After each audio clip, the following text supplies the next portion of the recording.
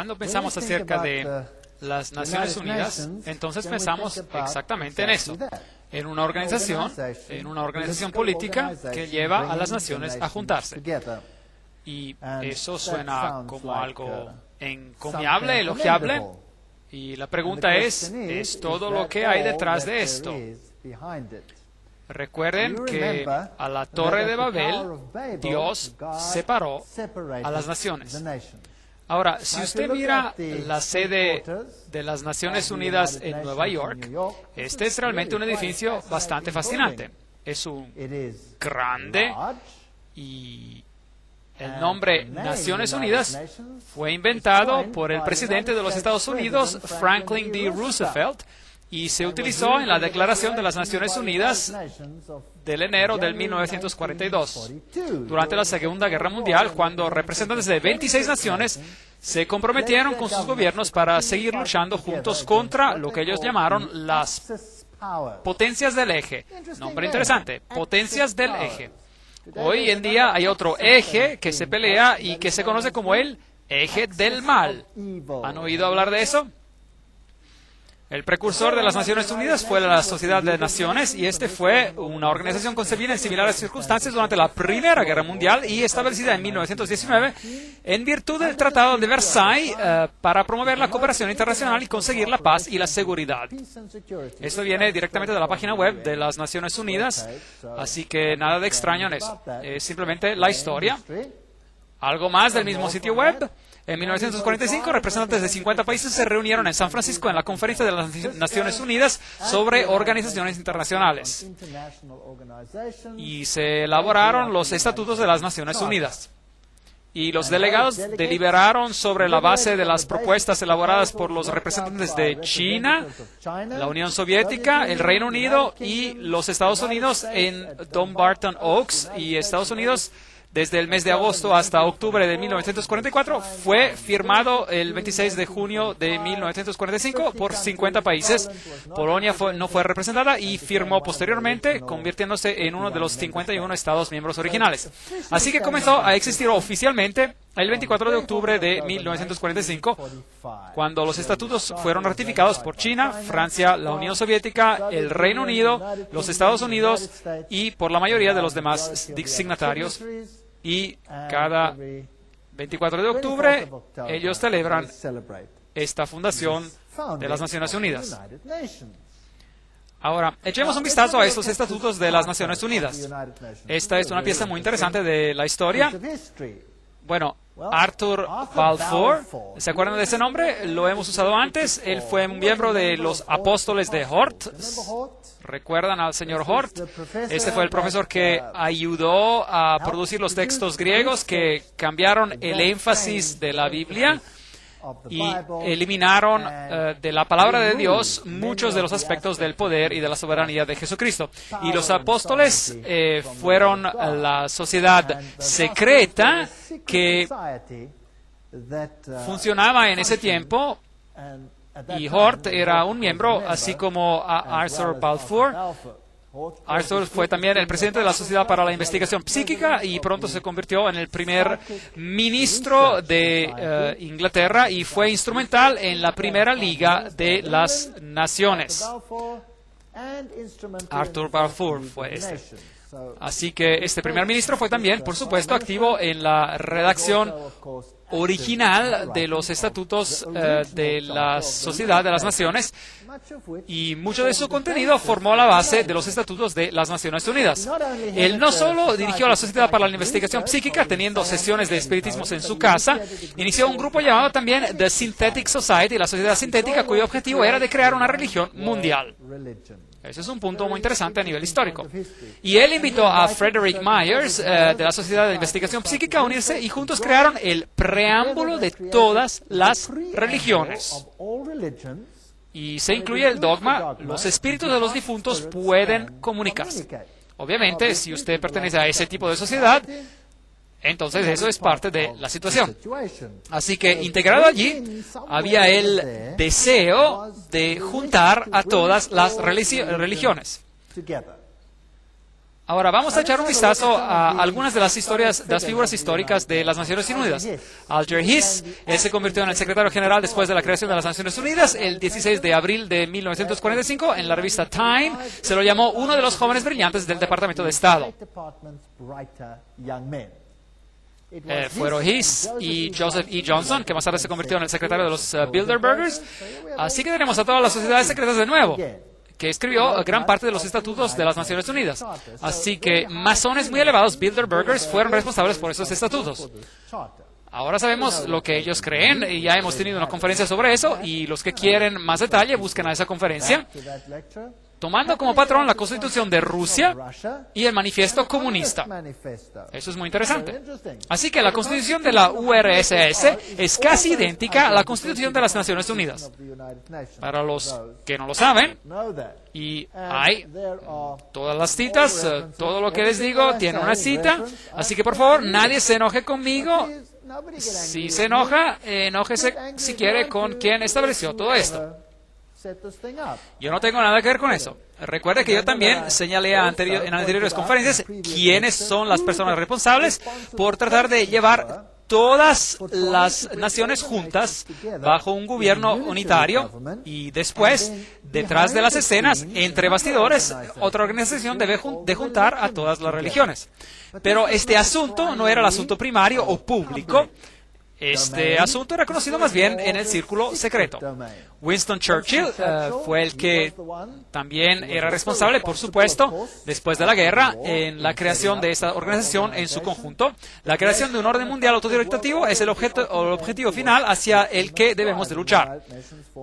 Y las Naciones Unidas forman parte de esto. Charles de Gaulle, quien fue también instrumental, las naciones se tienen que unir en un gobierno mundial o perecer. Así que los grandes personajes que han participado en su comienzo tenían esta filosofía. Luego hubo un hombre, no sé cómo pronunciar su nombre, Trygve, el primer secretario general oficial de la ONU, fue un miembro de alto nivel del Partido Social Democrático de Noruega, que fue, de hecho, una rama de la Third Communist International, una organización comunista llamada Tercera Internacional Comunista. Y luego vino un hombre, Dag Hammarskjöld, él fue el segundo secretario general, y él fue un sueco socialista que abiertamente empujó políticas comunistas. Y luego vinieron U Thant, el tercero secretario general, y él era un marxista. Así que aquí se puede ver cómo la filosofía en el inicio fue programada. Ahora, quiero que entiendan que esto no se trata de un método para volverse anticapitalista, porque los Estados Unidos fue un signatario de los estatutos. Así que, ¿por qué los Estados Unidos firmarían algo que era evidentemente tan contrario a su propia filosofía? Bueno, si se acuerdan del principio hegeliano, donde dos puntos de vista opuestos se establecen en el mundo y ninguno de los dos es el que usted quiere lograr, lo que realmente queremos lograr es una síntesis entre los dos. Así que lo que se ve, en realidad, se ven a los socialistas a la cumbre como secretarios generales, aunque si tienen inclinaciones marxistas o capitalistas, tendencias a ese nivel no hacen diferencia alguna. El método es solo para lograr una síntesis, que es el gobierno por todos ellos, el gobierno que ellos desean. Así que de este caos finalmente se consigue lo que se desea. Ahora, U Thant, que era, por supuesto, uno de los primeros secretarios generales, él dijo: los que tienen una visión federalista del mundo nos muestran la visión de una humanidad unificada que vive en paz bajo una orden mundial justo. El corazón de su programa, un mundo bajo la ley, es realista y alcanzable. Solo para recordarles de lo que hemos dicho anteriormente. Y, por supuesto, detrás de las escenas, siempre usted tiene al papado. Como se puede ver en todas esas conferencias, el papado siempre está muy involucrado. Aquí está el Papa Pablo VI con el secretario general U Thant. Ahora, este hombre era un marxista. Pues bien, vamos a decirlo así. Públicamente, él empujó una agenda marxista. Pero si era un verdadero informado interno, él no se identificaba con ninguna de estas dos posiciones opuestas, y él simplemente parecía identificado con una ideología, como también dice Hegel. Así que no es de extrañar de que aquí tenemos un apretón de manos con otro secretario general cuyo nombre era Kurt Waldheim. Ahora, ¿cuál era la agenda o cuál era la opinión política de Waldheim? ¿Alguien sabe? ¿Alguien quiere adivinar? Se convirtió en conocimiento público y hubo un enorme clamor como resultado. Él era nazi. Sí. Así que se puede observar la filosofía hegeliana que reluce aquí. Allí tiene usted el marxismo, antítesis. Al lado opuesto, usted tiene el nazismo como tesis y en el medio la síntesis. Por lo tanto, realmente no importaba a cuál de las filosofías ellos se identificaban, siempre y cuando el resultado final fuera el mismo. Pablo VI, de hecho, fue el primero en introducir esta cruz doblada o la cruz rota, y vamos a leer sobre lo que esto significa. El Papa Pablo VI escribió una encíclica papal que pedía a las naciones de abandonar su soberanía para formar un gobierno mundial. Así que el Papa mismo estaba detrás de este hecho y pidió que dicho gobierno se formara. ¿Y qué hay acerca de esta cruz doblada? Aquí está la cita para ustedes. Pablo VI hizo uso de un símbolo siniestro usado por satanistas en el sexto siglo, que había sido revivido en la época del Vaticano II. Esta fue una cruz doblada o rota en la que se mostraba una figura repulsiva y distorsionada de Cristo. Figura que los magos de la magia negra y hechiceros de la Edad Media habían hecho uso para representar el término bíblico marca de la bestia. Cita interesante. Sin embargo, no solo Pablo VI, sino que sus sucesores, los dos Juan Pablos, llevaron el mismo objeto y lo llevaron para ser reverenciado por las muchedumbres, que no tenían la mínima idea de que el objeto simbolizaba el anticristo. Así que eso es muy interesante acerca de la cruz rota y todo lo que representa. Así que esos son los motores, los actores detrás de las Naciones Unidas. Así que el Papa, llamado para tal fin, el secretario general, tomando el mismo pedido y repitiéndolo en ambos lados de la división política, de manera que parecería justo para ambos lados de la filosofía. Ahora, ¿qué pasa con el aspecto espiritual? Hay una organización interconfesional que se llama el Templo del Entendimiento y tiene un boletín que se llama el Boletín de la Buena Voluntad Mundial. Ahora, tenemos que ver qué tipo de autoridad tiene una organización de este tipo, porque hay muchas organizaciones pequeñas y ellos podrían ser una organización pequeñita e irritante. Así que, ¿quiénes son las personas que formaron el Templo del Entendimiento con el Boletín de Buena Voluntad Mundial? World Goodwill Newsletter en inglés. Una organización afiliada a las Naciones Unidas. Siempre es bueno ver a los fundadores. Bueno, fundada por Juliet Hollister en 1960, el Templo del Entendimiento tiene como uno de sus objetivos la creación de unas Naciones Unidas espirituales. En su labor de promover la comprensión entre las religiones sobre la base de la unidad de la familia humana, suena bien. Los de la organización numeran entre sus miembros y simpatizantes hombres influyentes como U-Tant. Bueno, aquí está el secretario general mismo, no se puede tener más alto nivel que él. Eleanor Roosevelt, interesante. Thomas Merton, Jawaharlal Nehru, Anwar el-Sadat y Radha Krishnan, además de los principales centros de Nueva York. Así que esos son los principales impulsores. No se trata solo de una pequeña organización que opera en algún rincón perdido. Esa es una organización central. ¿Y desde dónde operan? Bueno, están basados en la Catedral de San Juan el Divino.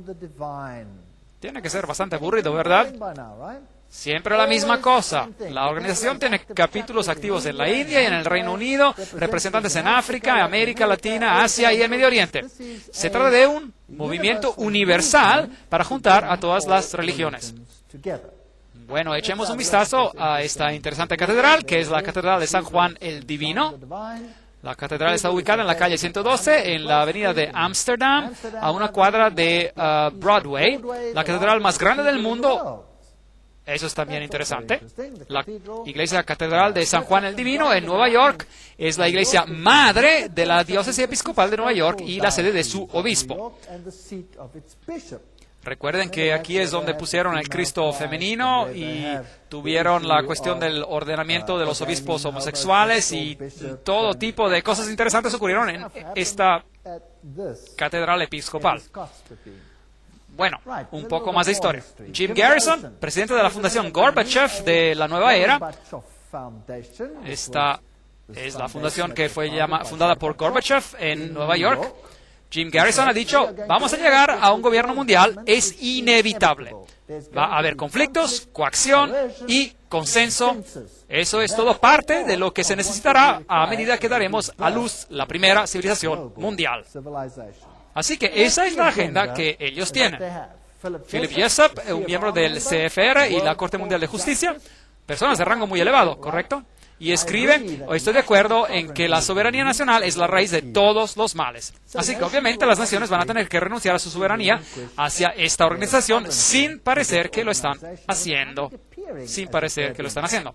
El Manifiesto Humanista 2 afirma, deploramos la división de la humanidad a causa de los motivos nacionalistas.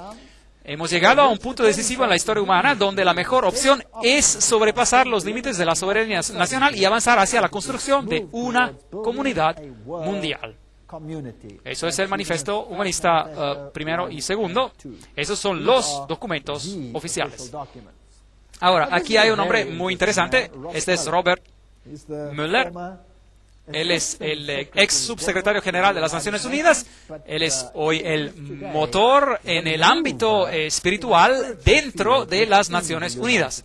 Él es también llamado el profeta de la esperanza de las Naciones Unidas.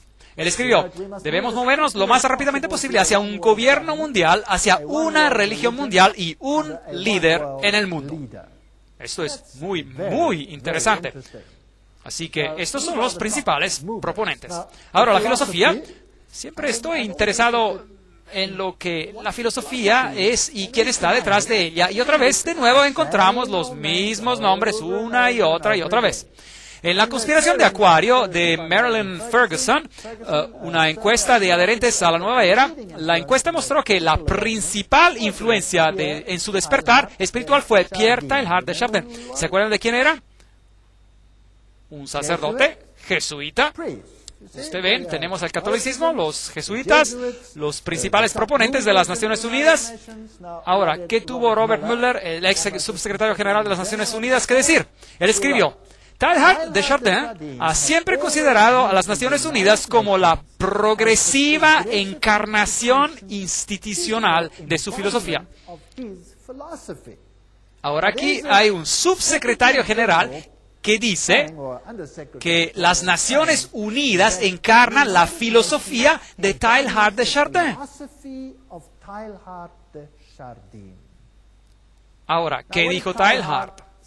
He mencionado algo de su filosofía, pronto nos ocuparemos de él con un poco más de detalle. Teilhard escribió, a pesar de que la forma aún no es discernible, la humanidad despertará mañana hacia un mundo pan-organizado, alusivo al término panteísta. Un mundo pan-organizado.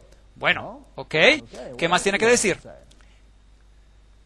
Teilhard de Chardin influenció a su compañero, padre de Breverie, que inspiró a sus colegas, quienes iniciaron en las Naciones Unidas un rico proceso de pensamiento global y a largo plazo un proceso que ha afectado a muchas naciones en todo el mundo.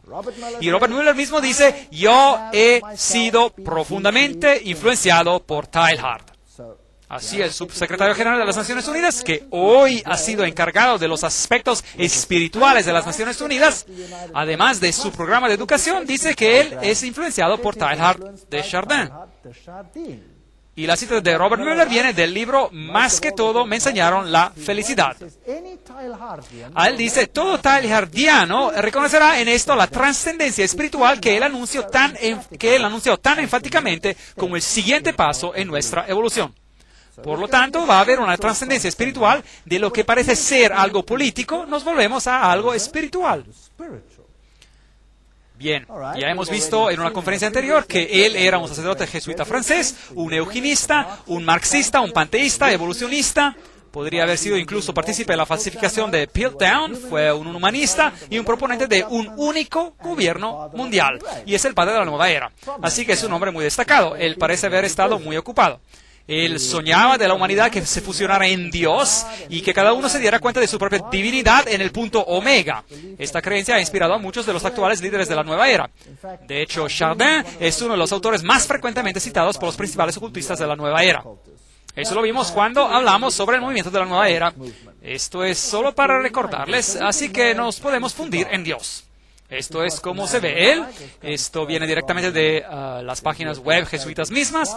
Y allí se habla sobre su síntesis evolutiva, el mundo de la mente y el espíritu, el mundo físico con el mundo de la mente y el espíritu, la unión de estos.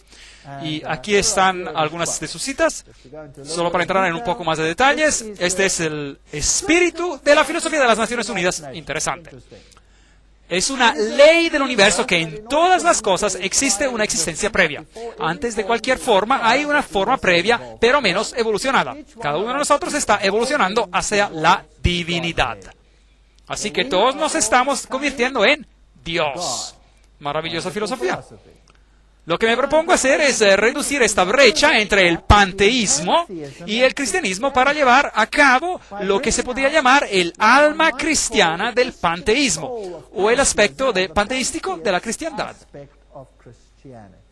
Eso es fascinante. Así que Dios está en todo. Dios no es una entidad separada. Nosotros mismos somos Dios o parte de Dios. Si usted es un panteísta, eso es lo que usted cree. Yo puedo ser salvo solo convirtiéndome en uno con el universo. Eso es panteísmo. Esa es también la filosofía del budismo. Yo creo que el Mesías que esperamos, a quien todos esperan, sin duda alguna, esperan, es el Cristo universal, es decir, el Cristo de la evolución. Bueno, esta es la filosofía de Teilhard de Chardin. ¿No es esto interesante? Así que, lamentablemente, no puedo estar de acuerdo con una sola pizca de esta filosofía. No es bíblica, de hecho es blasfema. Una convergencia general de las religiones hacia un Cristo universal que satisfaga a todas. Eso es lo que dice Teilhard de Chardin. El cristianismo y la evolución, esta es su cita. Por lo tanto, una convergencia de la religión que satisfaga a todas. Y vio a las Naciones Unidas como la encarnación de esta filosofía. Me parece a mí que esta es la única conversión posible del mundo y la única forma en que una religión del futuro puede ser concebida. Eso significa que todos deben unirse. Ahora, ¿cómo se consigue que todas las religiones se unan? ¿Y enterrar las hachas de guerra y sus diferencias? ¿Usted crea un dolor de separación, el caos, que supere el dolor de la unidad? ¿Es comprensible eso? Así es como usted lo hace. Esa es la filosofía hegeliana, esa es la filosofía framasona. Así que hoy en día estamos en la fase del dolor y la siguiente etapa será la unidad o dolor inexplicable, increíble. Esa es la elección.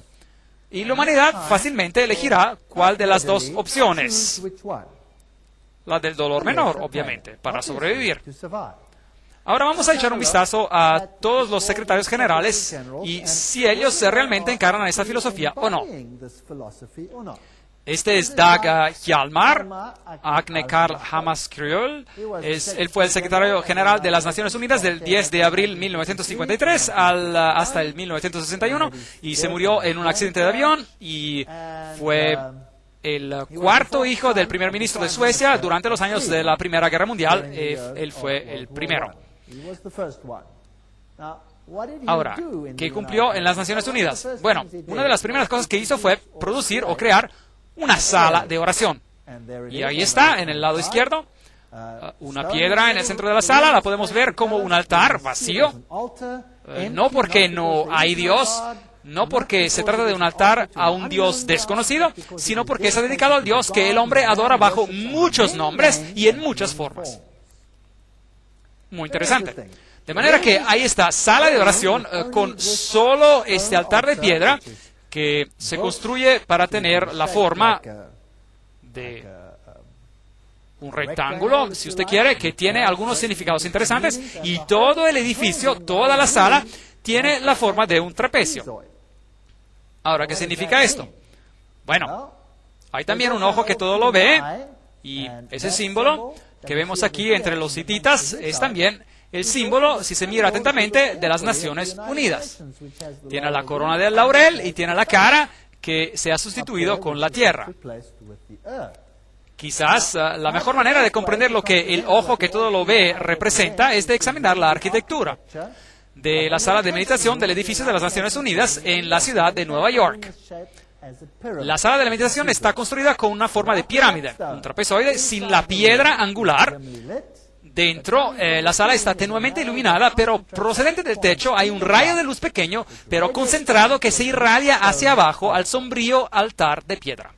En la pared al frente hay un mural impresionante y moderno que está decorado de forma dinámica de simbolismo oculto, que tiene 27 triángulos en diversas configuraciones, una mezcla de blanco y negro y color de fondo, y una línea vertical como de serpiente. En el centro hay el ojo que todo lo ve, que acapara la atención de los millones de visitantes anuales de la ONU con su cruda e invitante imagen de sospecha y omnipresencia.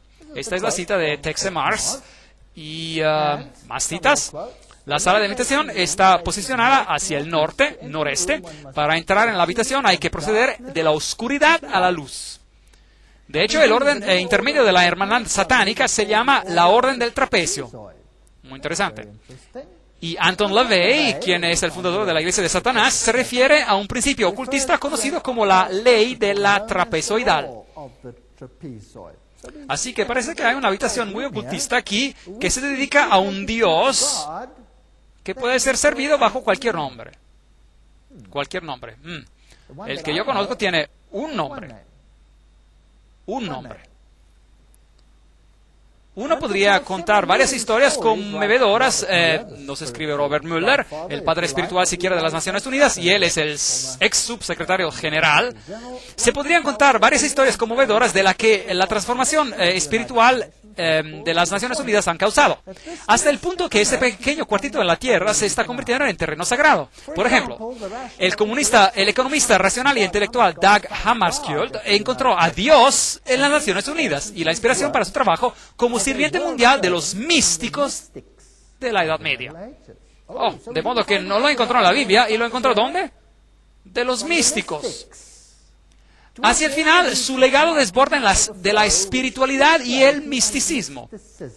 Aquí las tiene, las palabras de las propias Naciones Unidas, o de sus representantes, que nos dicen cómo se produjo esta inspiración. Ahora, volvamos un poco más atrás en el tiempo, a Foster y Alice Bailey. Estos fueron Alice A. Bailey, la que recibió mensajes dictados de un espíritu llamado Dwal Kul, y que se conoce como la profetisa de la nueva era. Y ellos comenzaron un grupo llamado la Buena Voluntad Mundial, World Goodwill, una organización no gubernamental dentro de las Naciones Unidas. El objetivo declarado de este grupo es de cooperar en el mundo de la preparación para la reaparición de Cristo. Así que las Naciones Unidas, en otras palabras, es una organización que se prepara para juntar a todos los gobiernos, sí, pero eso es solo a nivel político. El programa detrás de esto es de juntar a todas las religiones y prepararlas para la venida de Cristo. ¿Qué Cristo? No a Jesucristo, pero el Cristo cósmico, porque Jesucristo no va a venir, como lo veremos en una conferencia futura, para hacer lo que ellos esperan que ocurra. Su Cristo tiene que tener un reino aquí en la tierra, pero Dios dice, mi reino no es de este mundo. Ahora, vamos a echar un vistazo a este hombre, Robert Mueller, el mismo, es decir, Dr. Robert Mueller, ex subsecretario general de las Naciones Unidas y el canciller de la Universidad para la Paz de las Naciones Unidas, y él es presidente del Partido de la Paz 2000. Él es un nombre muy destacado.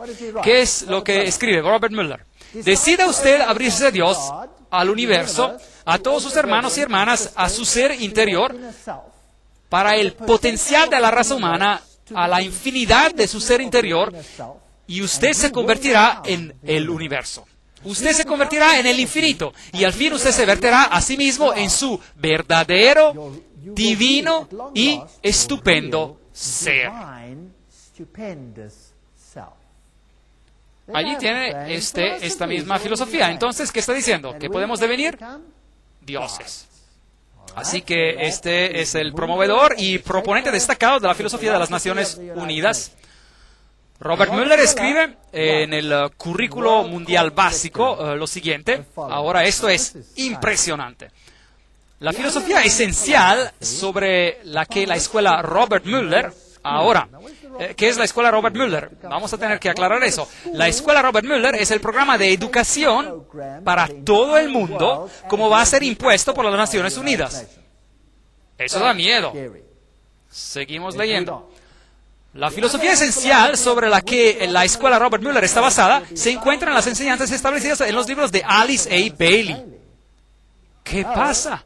Los libros de Alice A. Bailey se publicaron originalmente por la Lucifer Publishing Company, la casa publicadora Lucifer, cuyo nombre fue cambiado a Lucis Trust, Fundación Lucis, a causa de la fuerte oposición. ¿No es eso correcto? La escuela está ahora certificada como una escuela asociada a las Naciones Unidas que provee educación para la cooperación internacional y la paz. Ok, esta es una gran operación. Por tanto, la filosofía se basa en escritos luciferinos canalizados para la preparación de la venida de Lucifer. Y recuérdense de lo que dijeron. Eran bastante abiertos al respecto. Alice A. Bailey afirma, prueba del crecimiento del intelecto humano a lo largo de las líneas receptivas necesarias para la preparación de la nueva era, se puede ver en la planificación de las distintas naciones y en los esfuerzos de las Naciones Unidas para formar un plan mundial. Desde el comienzo mismo de este desenvolvimiento, 3 factores ocultistas regirán el desarrollo de todos esos planes. Ahora, ¿pueden ver la razón por la cual la llamé la Conferencia de las Naciones Unidas y la Agenda Ocultista? Porque Alice A. Bailey dice, hay 3 planes ocultistas, y Robert Mueller dice, sí, seguimos los escritos de Alice A. Bailey. Ella no describió estos planes, pero sí dijo, dentro de las Naciones Unidas hay el germen y la semilla de un gran grupo internacional meditativo y de reflexión. Un grupo de hombres y mujeres racionales e informados en cuyas manos se encuentra el destino de la humanidad. Esto es en gran medida bajo el control de discípulos del cuarto rayo. Pero si pudiera darse cuenta de ello, y su punto de enfoque meditativo es el nivel intuitivo o plano búdico, el nivel al cual toda actividad jerárquica se encuentra. Ese es el nivel más ocultista que usted puede obtener. Y lo que ella está diciendo es que el núcleo interno de las Naciones Unidas está controlado por personas que están bajo el control de Lucifer. Eso es lo que está diciendo. Ella está diciendo que es demoníaco, y esas son sus palabras, no las mías. Yo estoy leyendo. Eso es lo que es tan interesante acerca de todo esto. Elena Petrovna Blavatsky, fundadora de la Teosofía, ella fue la precursora, por supuesto, de los libros de Bailey, y la Teosofía cayó después bajo el liderazgo de Annie Besant Ward, aquí está, y luego asumida por Alice A. Bailey. Y aquí está la gran invocación que ha de ser leída y aprendida por cada niño en el futuro.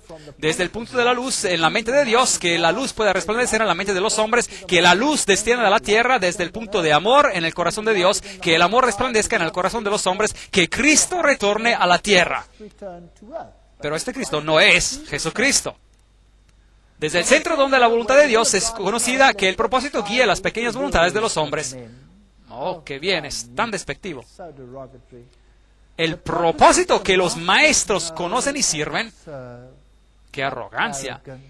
Desde el centro que llamamos la raza de los hombres, dejen que el plan de amor y de luz obre y selle la puerta donde se halla el mal. Esto es interesante. ¿Qué puerta se tiene que sellar? ¿Dónde se halla el mal? Bueno, si usted conoce la ciencia oculta, sabrá que ellos llaman la luz oscuridad y la oscuridad la luz. Y se dice que Jesús es el maligno. Leímos a todas estas citas cuando hicimos una conferencia sobre este tema. Quieren sellar la puerta donde se halla el mal, que la luz, el amor y el poder restablezcan el plan en la tierra.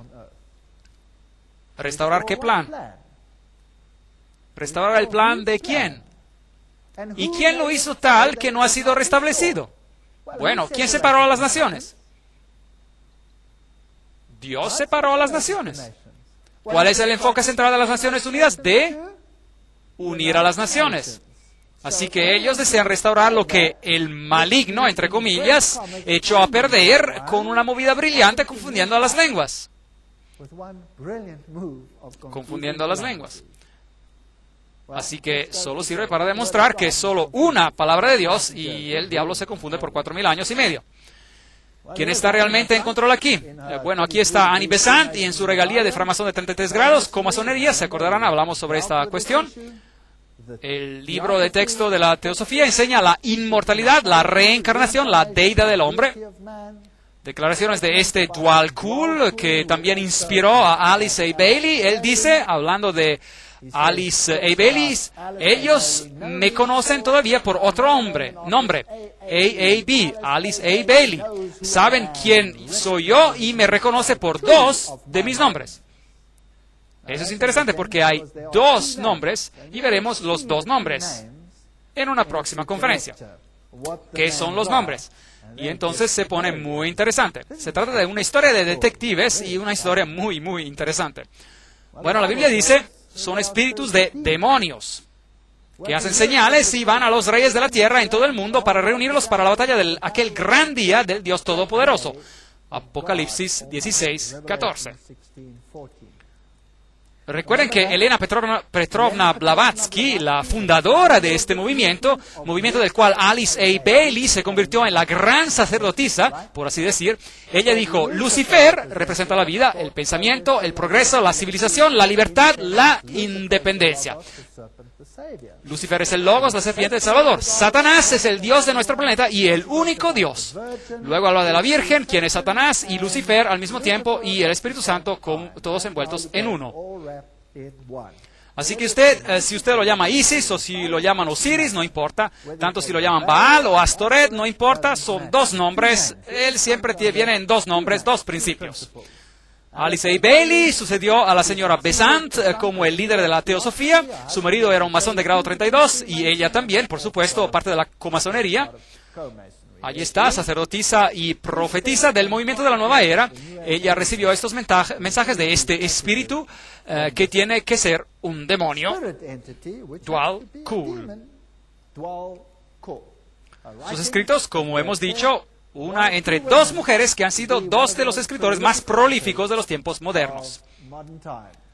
Su objetivo principal, los problemas de la humanidad, de juntar a toda la humanidad otra vez y de preparar al mundo para la venida de Cristo. Y hemos ya leído esa cita. Me dedico de nuevo a mí misma al servicio de aquel uno que viene. Uno es el acrónimo en el ocultismo para Lucifer, y haré todo lo que pueda para preparar las mentes y los corazones de los hombres para aquel evento. No tengo otra intención en la vida. Ella escribe, el tibetano, este es ahora Dwal-Kul, me ha pedido que quede claro que cuando él habla del Cristo se refiere a su nombre oficial como jefe de la jerarquía. El Cristo obra para todos los hombres independientemente de su fe. Él no pertenece al mundo cristiano más que a los budistas o maometanos o de cualquier otra fe. No hay necesidad para ningún hombre de unirse a la iglesia cristiana con el fin de ser afiliados a Cristo. Así que, obviamente, esto no es cristianismo. Los requisitos son de amor a tu vecino, llevar una vida disciplinada, reconocer la divinidad en todas las religiones y todos los seres y conducir tu vida diaria con amor. Amor, amor, amor, amor, amor, hasta que gotea. Este es el Evangelio moderno. Nunca se permite advertir a nadie, nunca se permite hablar de pecado, nunca se permite hablar de salvación, nunca se permite de apuntar a Jesucristo como el único Salvador, porque es contrario a la ley de amor. Y eso es todo. Si usted ama a alguien, ¿no le va a advertir de los peligros y los problemas que nos vienen encima? En primer lugar, Él vendrá al mundo que esencialmente es un mundo. Escribió Alice A. Bailey. Así que no tiene que ser un mundo totalmente unido. El resultado principal de su aparición será seguramente de demostrar en toda la tierra los efectos de un espíritu de inclusión, aceptación. De un espíritu de inclusión, aceptación. Ahora, quiero que reflexionemos sobre esto. Esto es muy importante. Así que su objetivo principal será el desarrollo de un espíritu de inclusión, de aceptación. Una inclusión, participación que será canalizada o expresada a través de él. Por lo tanto, este espíritu obrará para lograr esto. Todos los que buscan relaciones humanas correctas se reunirán automáticamente a él. Así que no todos los que buscan a Jesucristo, no, son todos los que buscan las relaciones humanas correctas. ¿Pueden ver otra vez el enfoque sobre la humanidad? Todos los que buscan esto automáticamente se reunirán a Él, sea que formen parte o no de una de las grandes religiones del mundo. Así que necesitamos un espíritu de inclusión, aceptación. Bueno, continuemos. Todos los que no ven diferencia verdadera o básica entre religión y religión, o entre hombre y hombre, o nación y nación, se unirán en torno a Él. ¿Entendieron eso? Por lo tanto, si yo no veo ninguna diferencia entre el cristianismo y el budismo, y no veo ninguna diferencia entre el hinduismo y el cristianismo, yo me voy a unir en torno a Él. Si no veo ninguna diferencia entre las naciones, me uniré en torno a Él. Ahora, los que encarnan el espíritu de la exclusividad y separatismo quedarán automáticamente e igualmente revelados, y todos los hombres serán quienes son ellos realmente. Bien. ¿Qué dice la Biblia sobre este tema? La Biblia dice, salid y sed separados. Separados. La Biblia dice, pide por un espíritu de separatividad. Las Naciones Unidas, por su propia naturaleza, no tiene otra opción que pedir por un espíritu de inclusión, aceptación. Pero ahora, ¿qué pasa si los más altos promotores detrás de las escenas son realmente ocultistas y luciferinos? ¿No daría esto un poco de miedo? Porque ¿quién sería el mandamás detrás de las escenas? Satanás. Satanás sería el mandamás. Él sería el que manda todo. Ahora, el problema es esta diferencia. Los que dicen salid y sed separados, ellos van a estar en problemas. Aquellos que dicen, bueno, vamos a ser inclusivos, aceptadores, van a estar bien. La respuesta viene con claridad. Él vendrá de la manera más segura cuando se haya restaurado una medida de paz. No tenemos que tener la paz en el mundo, solo una medida de paz. Alice Bailey continúa, la preparación más importante necesaria para la venida de Cristo es un mundo en paz. Sin embargo, esa paz debe basarse en la buena voluntad educada, lo que llevará inevitablemente a relaciones humanas correctas y, por lo tanto, al establecimiento de líneas de luz entre nación y nación, religión y religión, grupo y grupo y hombre. Así que la única forma en que vamos a tener esta comunidad es de poner a todos en el mismo bote y convertirse en uno.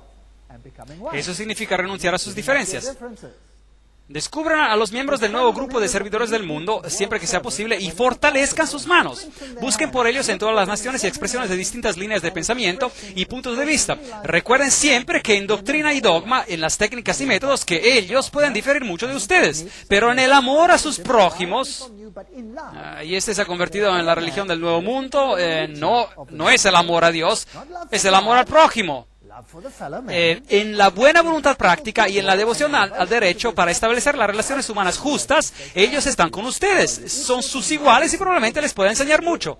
Así que olvídense todo sobre las diferencias religiosas. Promuevan incesantemente el trabajo de la buena voluntad mundial para que cada nación pueda tener su grupo de hombres y mujeres dedicados al establecimiento de las relaciones humanas justas. Todo el poder tiene que pasar al hombre en lugar de Dios. Es sobre la base de esta enseñanza que Cristo levantará la superestructura de la hermandad del hombre, porque las relaciones humanas justas son una expresión del amor de Dios. Y esto es todo lo que escuchamos en el predicar del Nuevo Mundo. Lo que es importante son las relaciones humanas justas, correctas. Lo que es importante es que nos aceptemos unos a otros como somos. Lo que es importante, y sigue más y más y más. Pero ser fiel a Dios, los principios bíblicos, no, tienen que ser abandonados. La revista Share International, Compartir Internacional, dice, pero el día vendrá cuando la visión de las Naciones Unidas salvará al mundo, y cuando la realidad de las Naciones Unidas comience a dar frutos, entonces el soplo de la inmortalidad será una realidad viviente en la tierra. Allí está el líder espiritual o el sacerdote actual, por así decir, en las Naciones Unidas, el hindú Sri Chinmoy, y él dice, Las Naciones Unidas es el camino a la unidad que lleva a la unicidad suprema. Unicidad con mayúscula. Es como un río que fluye hacia la fuente definitiva, la fuente última. Y las Naciones Unidas se convierte para nosotros en la respuesta a los sufrimientos del mundo, a la oscuridad del mundo, a la ignorancia del mundo. La visión interna de las Naciones Unidas es el don supremo. Y dicen que esto se logrará sin importar la cantidad de años que se requiera. El Dalai Lama dice, en el ámbito de las relaciones internacionales, un sentido de responsabilidad mayor o compartida es especialmente necesario. Hoy, cuando el mundo se vuelve cada vez más interdependiente, los peligros de la conducta irresponsable han aumentado de manera dramática. A menos de que nos demos cuenta que ahora somos parte de una grande familia humana, no podemos esperar lograr la paz y la felicidad. Por lo tanto, todos los dirigentes del mundo están diciendo estas cosas. Y las Naciones Unidas, con su simbolismo de esta antigua corona de laurel alrededor de un planeta, no es nada más que la emulación de un viejo ideal pagano que Lucifer, una vez más, quiere hacer realidad en el mundo en que vivimos hoy en día.